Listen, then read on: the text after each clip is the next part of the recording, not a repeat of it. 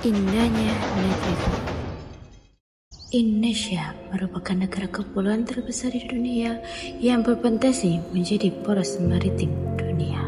Sebagai negara kepulauan, Indonesia memiliki 17.000 pulau dengan lautan luas di mana masyarakat dapat memanfaatkan peluang wisata alam, pusat pelayaran, dan dapat memajukan perekonomian Indonesia.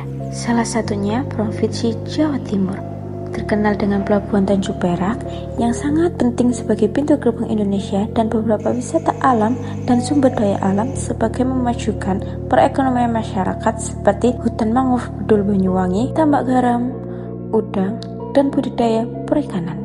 Tidak hanya itu, patung monumen Jalaseva Jayamahe adalah patung ikonik milik TNI Angkat Laut di Surabaya. Inilah yang membuat generasi muda untuk harus terlibat langsung dalam aktivitas kemaritiman dan berbagai sektor laut.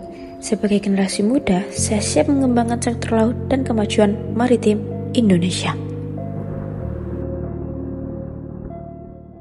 Halo semuanya, perkenalkan nama saya Selviana Kirana Sarani, seorang mahasiswa Universitas Negeri Surabaya perwakilan Provinsi Jawa Timur. Saya siap mengikuti pemilihan Putra Putri Maritim Indonesia 2025. Jalaseva Jayamahe.